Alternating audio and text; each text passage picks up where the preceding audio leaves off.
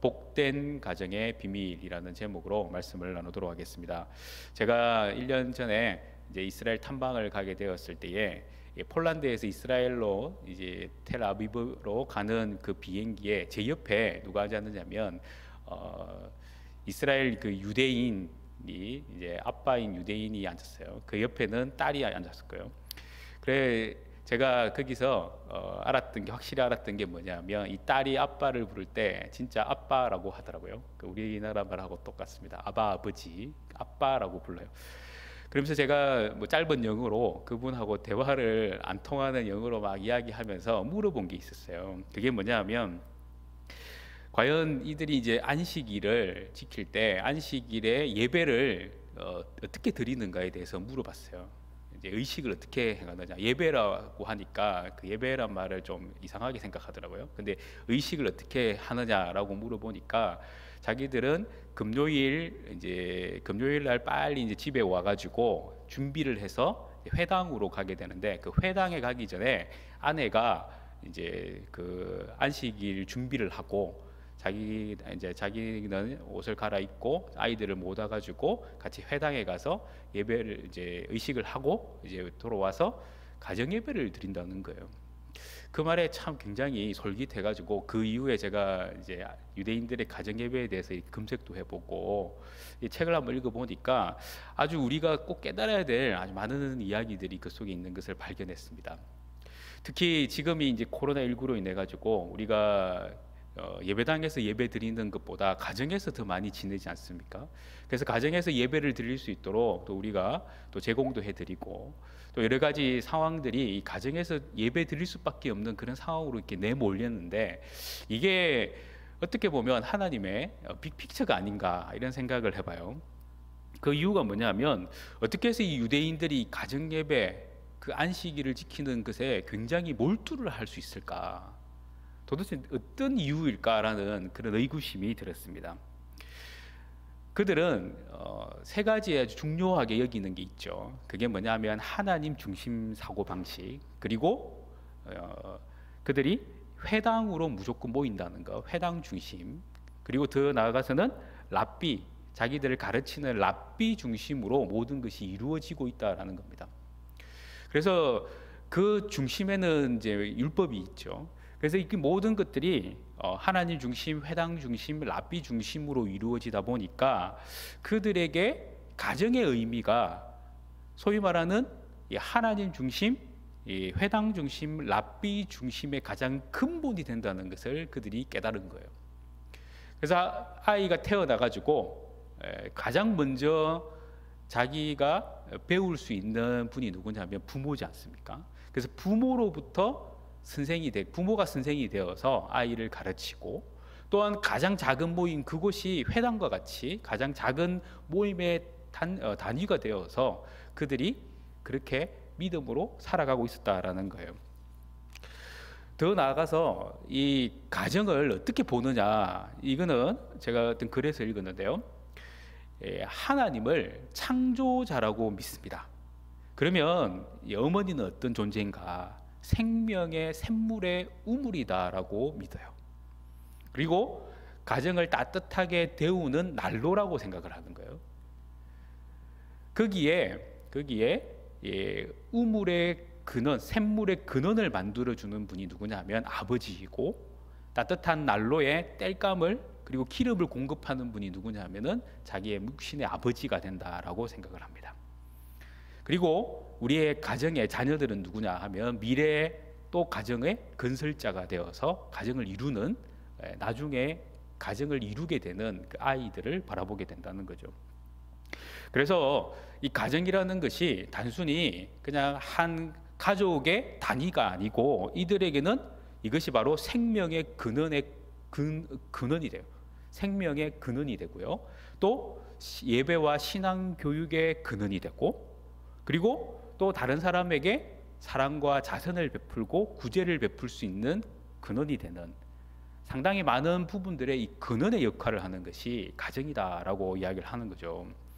그래서 금요일 이제 해가 질 때가 되면 안식일이 시작되는데 그 안식일이 있기 전 최소 15분 전에는 가족 가족의 숫자만큼 촛불을 이렇게 밝혀요. 식탁에다가. 그리고 식탁에 불을 밝히고 그리고 온 가족이 함께 어디를 가느냐면 회당에 가서 이제 예배를 드리고 돌아와서 이제 가정 예배를 드립니다. 그때 가정 예배를 드리면서 소위 말하는 우리가 하는 그 식사를 예찬을 나누는 거죠. 가장이 아내에게 안수를 먼저 합니다. 잠언 31장에 나오는 현숙한 여인의 예를 읽어주면서 안수를 해주는데요. 이 안수 때는 부부가 부부 싸움을 해도 그 안수는 꼭 한대요. 그러니까 가정의 예배, 가정의 하나님을 향하는 그 마음은 이 상황을 초월하는 거죠. 그리고 부모들은 또 자녀들에게 복을 빌고 축복을 하고 그리고 식사의 교제를 나누면서 그들은 뭘 하느냐면 이런저런 이야기들을 나누는데 꼭 빠지지 않는, 유대인들 가정에서 꼭 빠지지 않는 이야기의 주제가 뭐냐 하면 한 주간 동안 너희들이 읽었던 하나님 말씀에 대해서 의미를 물어보는 시간이 꼭 있다고 합니다. 그리고 그 다음 날이 이제 되면 안식일이죠. 안식일에 회당에 가서 예배를 드리죠. 그리고 회당에서 돌아오면 마지막 예배, 소위 말하는 안식일이 끝나면서 예배를 드리는데 그 예배를 뭐라고 하냐면 합달라 예배라고 해요. 합달라. 그러니까 이게 뭐냐 하면은 이제 하나님의 날이 끝나고 세상의 날에 우리가 들어갑니다. 분리라는 의미에서 이제 그들은 그 예배를 드린다고 합니다. 그때는 아이들이 뭐 출타를 한다든지 이럴 경우가 아니면 다 불러서 함께 예배를 드려요. 왜 파송의 예배처럼 그렇게 하는 거예요. 그러면서 혹시 아이가 군대를 갔거나 올 수 없는 자리가 된다면 그 아이의 자리를 빈자리로 놓아놓고 촛불은 그대로 켜두고 그리고 축복을 빌어준다고 합니다. 그때에 그들에게 빌어주는 그 마지막 말씀이 뭐냐 하면 바로 우리가 오늘 읽었던 시편 128편이에요. 그 시편 128편이 굉장히 유대인들에게는 의미 있는 이야기가 되겠죠. 그래서 유대인들을 한번 생각해 보면 그들이 주 70년 7월 9일 날 망하고 1948년 5월 14일 날 이제 지금의 이스라엘이 만들어지는 그 소위 말하는 2000년이라는 긴 세월 동안에 그들이 유대인의 명맥을 유지할 수 있었던 이유가 뭘까? 그들은 가정 예배를 쉬지 않고 드렸다는 겁니다. 자기들만의 안식일을 지키고 그때마다 가정 예배를 드리면서 그 명맥을 유지해 왔다는 거예요. 그래서 가정에서 예배를 드린다는 것이 얼마나 귀한 일인지 우리가 좀 새삼 느끼면서 나가야 된다는 거죠. 우리가 오늘 읽었던 시편 128편, 이 말씀이 오늘 여러분들의 마음을 좀 끌어내면서 야, 그래 우리도 가정을 좀 회복하고 하나님께서 이 코로나19로 우리에게 가정 예배를 드릴 수 있는 기회를 주셨는데 이 기회를 놓치지 말아야겠다 결단하면서 하나님의 복을 누리는 우리 모든 성도님들의 가정이 되기를 간절히 소망합니다. 가정의 중요성을 우리가 뭐 다른 말로 표현을 하기가 힘들 정도로 중요하죠. 그래서 이 가정의 가장 먼저는 하나님께서 사람을 만드시고 나서 그리고 아담과 하와가 한 몸을 이루어진 게 바로 가정 아니겠어요? 그래서 이 가정으로 인해서 모든 관계가 이루어진다는 것을 알 수 있고요. 더 나아가서는 이 가정을 통해서만이 하나님의 은혜의 첫 은혜의 나눔이 시작됐다는 겁니다. 우리가 짐승하고 은혜를 나누겠어요? 그게 아니고 바로 하나님이 주신 은혜를 내 가정에서부터 나누는 것이 우리에게 굉장히 중요한 의미가 있어요. 요즘에 이제 집콕이라는 단어가 생겼지 않습니까? 집에서 콕 처박혀가지고 살 수밖에 없는. 그 최근에 제 아이가 아빠 제가 10일 동안 밖에를 못 나갔어요. 이런 이야기를 하더라고요. 학교를 안 가니까 뭐 학원 가는 거 빼고는 나갈 일이 없어. 친구들끼리도 연락만 하지 밖에 나가지 않아. 그래서 집콕이 지금 현실이 되어 있는데요. 이 현실의 삶, 이 집콕에 우리가 더 많은 대화가 일어나고 더 많은 은혜의 나눔이 있어야 되는데 그런 가정이 있는 것 반면에 또 그렇지 않는 가정들이 많이 있다고 하죠. 한국여성정책연구원에서 조사한 내용에 보면은 코로나19로 가족 간의 갈등이 37.4%가 됐다고 하고요. 부부 간의 갈등을 겪는 경우는 60.6%로 굉장히 폭발적으로 늘었다고 이야기를 합니다. 그러니까 이 갈등은 항상 존재했지만 더 늘어나고 있는 것이 지금 현실이라고 생각해 볼 때 분명히 우리는 양극화가 일어나는 거죠. 더 은혜롭게 나아가는 가정이 있는 반면에 이 코로나19로 더 갈라지는 가정이 분명히 있다는 겁니다. 그래서 우리는 이왕 신앙생활을 하고 하나님께서 우리를 하나님의 백성으로 불러주셨다면 우리는 은혜로운 쪽으로 가야 되지 않겠어요? 그 은혜로운 쪽으로 가기 위해서 하나님의 복이 이 가정으로부터 어떻게 실현될 수 있을까? 이걸 좀 고민하는 그런 우리의 삶이 되었으면 좋겠어요. 자, 그렇다면 하나님이 원하시는 이 복된 가정의 비결, 그 첫 번째는 뭐냐 하면 하나님을 경외하는 개인과 가정이 복이 있다라는 사실입니다. 가장 먼저 하나님 앞에 경외하는 마음, 그게 중요하다는 거죠. 시편 128편 우리 말씀을 이렇게 보면 파란색 글씨로 위에 이렇게 쓰여져 있는 글이 뭐냐면 성전에 올라가는 노래라고 표현되어 있어요. 이거는 성전에 백성들이 올라갈 때 드리고 또 예배를 마치고 집으로 돌아갈 때 부르는 이 노래가 바로 시편 128편이에요. 그러니까 이것은 가정이 얼마나 소중한지 하나님을 예배하고 나서 드릴 수 있는 파송의 노래와 같은 그런 의미에서의 찬송이 시편 128편이라는 겁니다.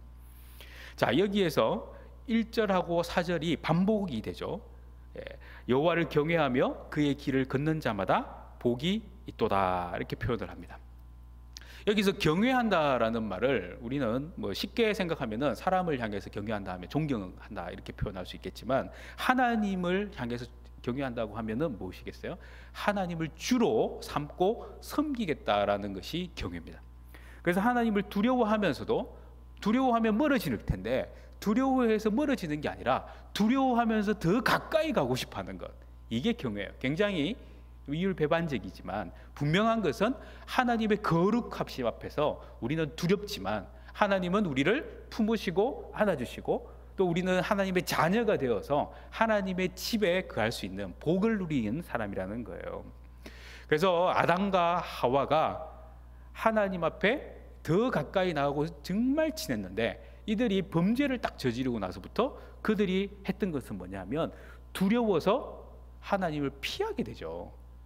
그래서 우리가 거룩이 사라지면 하나님을 피하게 되는데 내가 더욱더 거룩을 추구하게 되면 하나님과 더 가까이 나갈 수 있다는 것, 이게 바로 경외의 모습이다라는 겁니다. 자, 그렇다면 하나님을 경외하며 하나님의 길을, 그의 길을 걷는 게 뭐냐? 그러면 하나님의 길이 뭐냐라는 게 중요하겠죠.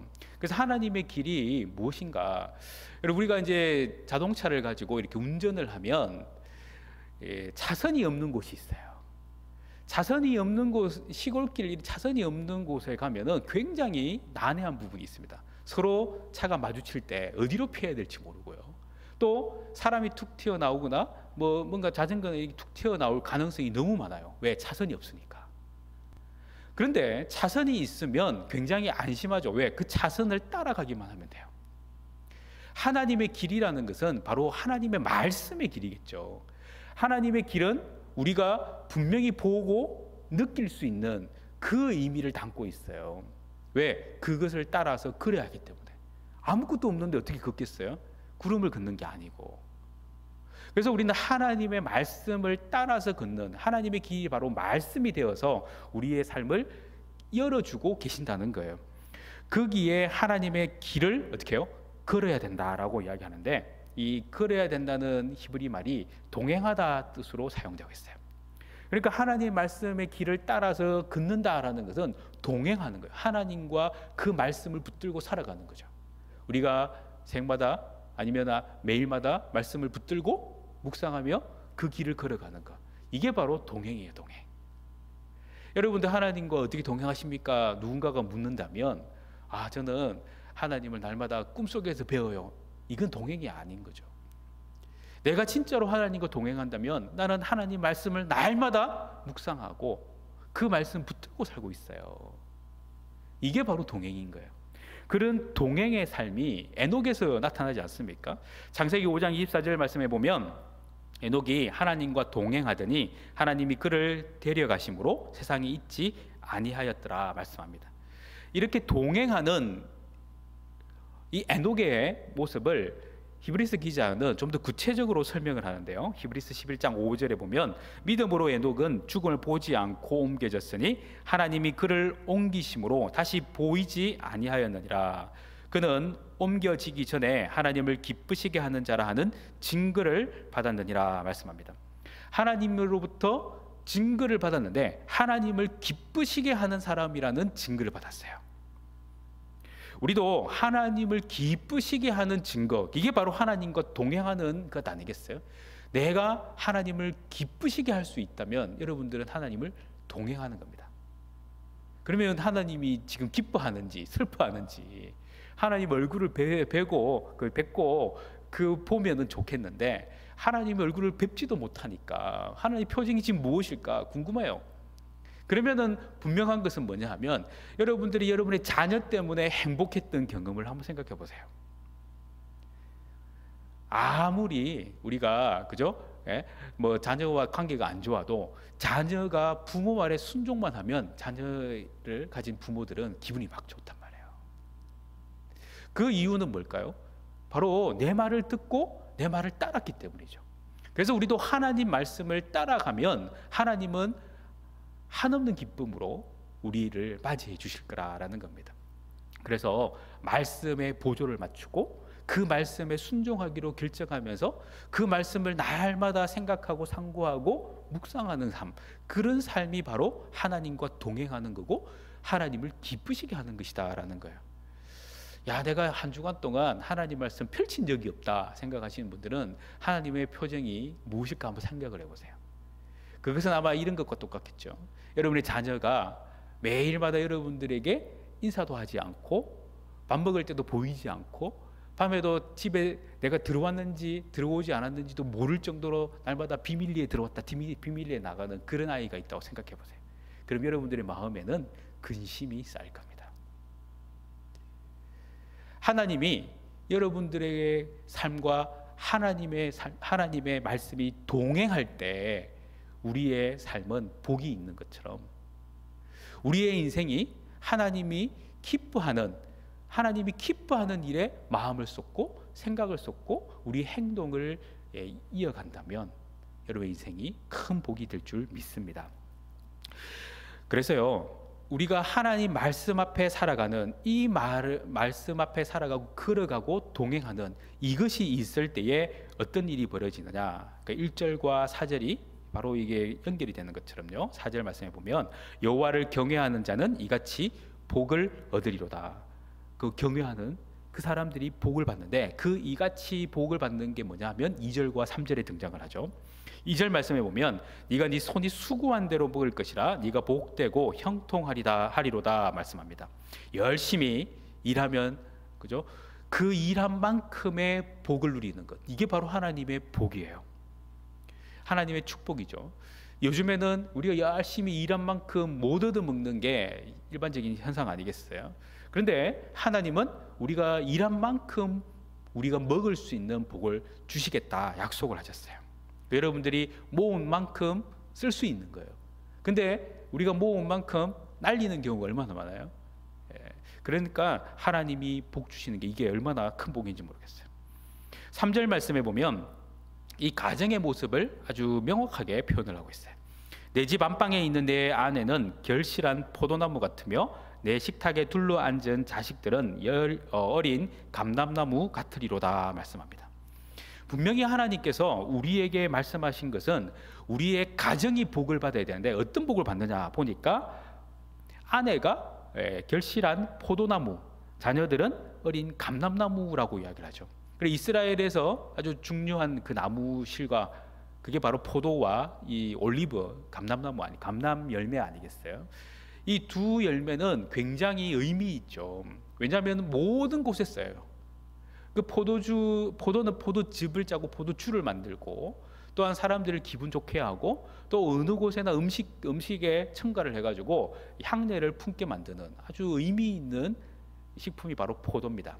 그리고 포도의 특징은 뭐냐면 포도는 그냥 사과 한 개 이렇게 열리는 게 아니고 이 포도는 이 송이째 열리죠. 그래서 주렁주렁 열린다고 이야기합니다. 포도 송이가 주렁주렁 열리죠. 그래서 아내로부터 나오는 축복은 뭐냐면 그냥 보기에 하나하나가 아니라 이 단체로 열리는 거예요. 아내가 잘 들어오면, 아내가 믿음으로 제대로 살면 그 가정의 복이 주렁주렁 맺히는 그 역할을 한다고 성경이 말씀하고 있어요. 그러면 내 식탁에 둘러앉은 자녀들은 뭐냐라는 겁니다. 그들은 어린 감람나무라고 하죠. 여러분들 올리브, 이 감람나무 열매 올리브도 이 당시에는 많은 곳에서 쓰입니다. 왜냐하면 그것은 음식물에도 쓰이지만 더 나아가서는 기름으로 쓰이잖아요.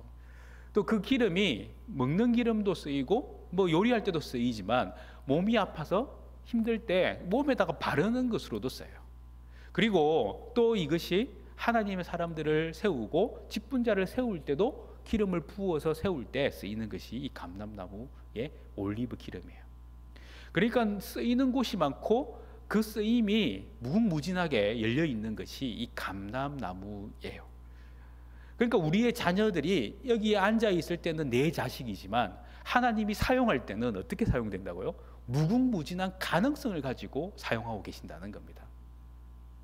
여러분의 자녀들은 나의 전처를 받는 게 아니라 하나님의 길을 따라서 하나님의 복주심을 따라서 복을 받는 사람이 바로 우리의 자녀다라는 거예요. 이런 복을 누릴 수 있는 사람이 누구냐? 바로 의인이고 하나님의 말씀을 따라가는, 하나님과 동행하는 자에게 이런 복이 온다는 거예요. 근데 실제로 우리의 삶은 안타깝게도 하나님을 거부하는 이 죄인의 모습 아니겠어요? 그래서 우리는 본질적으로 하나님이 기뻐하시는 이 시편 128편의 복을 누릴 수가 없어요.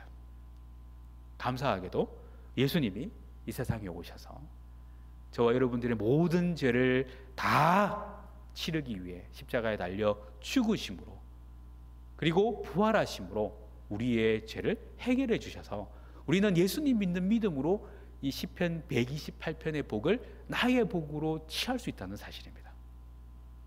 얼마나 감사한 일이에요.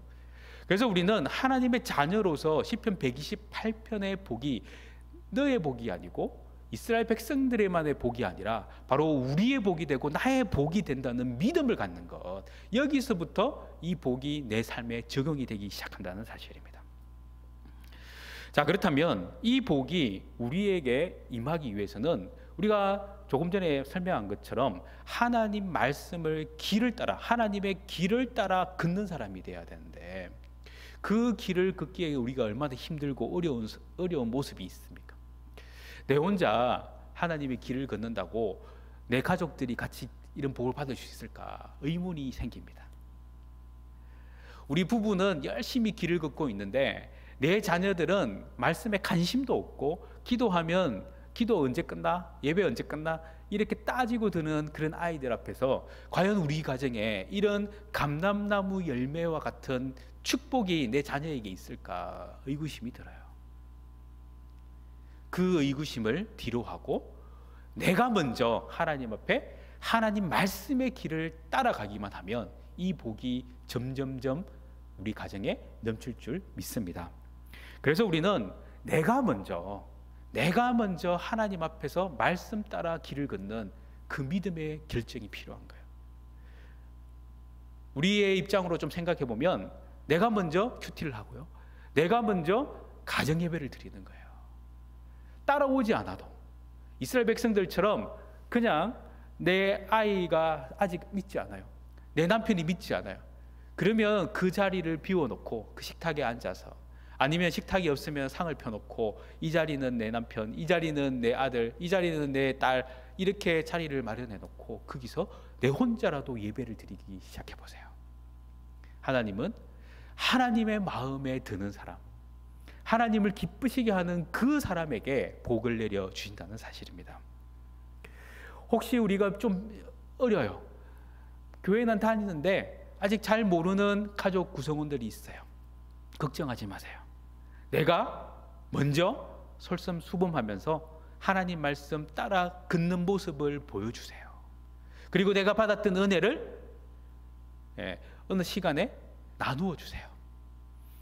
식사할 때도 아니면 어떤 시간이 되었을 때 좀 내가 정해서 그때 내가 나에게 주신 하나님의 은혜, 나에게 주신 하나님의 말씀을 여러분들이 입술을 통해서 고백하기 시작하면 그게 바로 하나님이 기뻐하시는 일이 되어서 우리의 가정이 시편 128편의 복을 누릴 수 있다는 사실입니다. 이렇듯 우리는 좀 어려워도 일단 내가 시작하는 것, 이게 중요한 거예요. 남 핑계 대지 말고 상황 핑계가 중요한 게 아니에요. 유대인들은 그 엄청난 박해 가운데서도 믿음을 지켰어요. 그리고 지금의 이스라엘을 만들고 유대교를 믿는 그런 수많은 사람들이 아직도 있어요. 그런데 우리는 예수 그리스도의 놀라운 은혜를 경험한, 더 큰 은혜를 경험한 우리가 이 상황에 눌려서, 그리고 환경에 눌려서 하나님 따라가지 못하고 하나님 말씀 붙들지 못한다면 하나님 앞에 얼마나 부끄러울지 아마 우리가 좀 생각을 해봐야 되지 않겠나 싶습니다. 우리가 이 가족들이 이렇게 모이면 괜히 가족들끼리 자존심 세우는 경우들이 있잖아요. 내가 그래도 신앙생활을 얼마나 했는데, 아이고 내가 이런 예배를 드려야 돼? 아니에요. 신앙생활을 많이 하고 적게 하고의 문제가 아니고 내가 가지고 있는 그 알량한 자존심을 내세울 때가 아니에요. 우리는 하나님 앞에서 내가 하나님 말씀 붙들고 살아간다는 그 증거를 하나님 앞에 보여드리는 것, 이게 하나님을 기쁘시게 하는 것이다 라는 것을 꼭 기억하시기를 바랍니다. 신앙은 하나님 앞에 인정을 받아야 돼요. 하나님 앞에 인정받기 위해서는 여러분의 가정 속에서, 여러분의 가족들 앞에서 인정을 받으셔야 돼요. 그때에 하나님이 복을 주신다는 사실입니다. 과연 우리가 생각해 볼 때 내 자녀들이 내 이야기를 잘 듣는 것에만 여러분이 기뻐한다면 우리의 이야기가 과연 하나님 앞에서 올바른 이야기인가를 생각해 본다면 이 아이들이 잘 자라날 것인지 못 자라날 것인지를 판단할 수 있어요. 다른 말로 여러분들의 생각이 하나님 앞에서 올바르지 않다면 우리의 자녀들도 올바르게 자라기 힘들다는 사실이에요. 그래서 내가 먼저 하나님 앞에 그 말씀 앞에 서는 훈련을 하고 예배를 가정에서부터 시작하는 훈련이 우리 속에 필요하다는 사실입니다. 그래야 나도 하나님, 너도 하나님, 우리 모두 하나님을 붙들고 외치고 믿음으로 고백하고 나아갈 수 있다는 사실이에요. 두 번째로 하나님의 복이 가정을 넘어 이제 온 세상으로 퍼져가는 것, 이게 바로 하나님이 가정에 복을 주는 비결이다라는 사실입니다. 신앙은 1대1이에요. 그러나 우리 하나님께서 보시는 것은 신앙이 단순히 1대1의 상황만은 아니에요. 왜 그럴까요? 우리의 신앙은 내 혼자서 키워지는 게 아니라 관계 속에서 키워져요. 그래서 좋은 신앙의 모델을 봐야 되고 그분을 만나야 돼요. 근데 그 모델이 멀리 있는 것이 아니라 우리 가정 속에 있고 우리 교회 속에 있다는 것을 꼭 기억했으면 좋겠어요. 우리가 멀리만 찾지 말고 내 안에서 그리고 내 곁에서 찾기 시작한다면 내가 먼저 그 본이 되어야겠구나, 그런 생각을 우리는 할 수 있겠죠. 오늘 말씀 5절 말씀을 보시면요, 여호와께서 시온에서 내게 복을 주실지어다 표현합니다. 여기서 말하는 시온은 우리 표현으로 따지면은 교회라고 표현할 수 있겠어요. 하나님께서 교회를 통해서 복을 주시는데 이 복이 왜 교회로부터 오느냐 생각해 보니까 교회가 그리스도의 몸이에요. 하나님의 복의 근원이 되는 거죠. 그래서 복이신 그리스도에게 나가는 것, 그게 바로 교회에 나오는 거고요. 복이신 그리스도와 관계를 맺는 게 바로 우리가 예배를 드리고 성도와 교제를 나누는 거예요. 그렇게 교회 안에서의 아름다운 복이 흘러나오는데 그게 내가 들어가야 되고요. 이제 그런 들어감으로 인해서 나타나는 게 뭐냐 하면 5절 하반절에 보면은 너는 평생에 예루살렘의 번영을 본다라고 이야기를 합니다. 하나님의 복을 시온에서부터 교회에서부터 받을 뿐만 아니라 이제는 여러분들이 살고 있는 사회가 복을 받는 거죠. 이 언약 땅이 복을 받고 우리 도시가 복을 받는 거예요. 여기서 끝나면은 안타까워요. 하나님은 어디까지 보시느냐면 6절 말씀에 보니까 네 자식의 자식을 볼지어다 이스라엘에게 평강이 있을지어다. 이 말씀을 보니까 자자손손에 대를 잇는 복이 있을 뿐만 아니라 이스라엘 바로 나라가 복을 받는다는 것을 말씀하고 있어요. 그러니까 이 복이라는 것이 나로부터 시작을 해서 나의 가정을 채우고 나의 교회를 채우고 아니 우리 지역 사회를 채우고 이 나라를 채우고 또 세계를 향해서 퍼져나가고 또 우리가 가계를 생각해 보면 나로부터 시작된 그 복이 내 자녀에게 넘치고 내 손주에게 넘치면서 흘러가는 것, 이게 바로 하나님이 원하시는 가정의 복이다라는 사실입니다. 오늘 하나님은 큰 그림을 가지고 계세요. 그 그림에 가장 먼저 점을 찍을 분은 바로 여러분입니다. 내가 그 점을 찍으셔야 돼요. 무엇으로요? 하나님 말씀을 따라 걷는, 바로 하나님 말씀을 따라서 동행하고 실천하고 순종하는 것. 좀 더 구체적으로 우리의 삶에서 하나님을 예배하는 훈련이 점점점 시작되면서 하나님 말씀을 깊이 묵상하는 그 삶이 시작되면서 우리의 삶은 더욱더 풍성해질 줄 믿습니다. 오늘 우리에게 주신 이 놀라운 축복이 여기 앉아있는 우리에게 또 방송을 보는 우리 모든 성도들에게 미쳐서 하나님의 큰 복을 얻는, 그리고 하나님의 큰 복을 누리는 여러분의 가정이 되기를 간절히 축원합니다.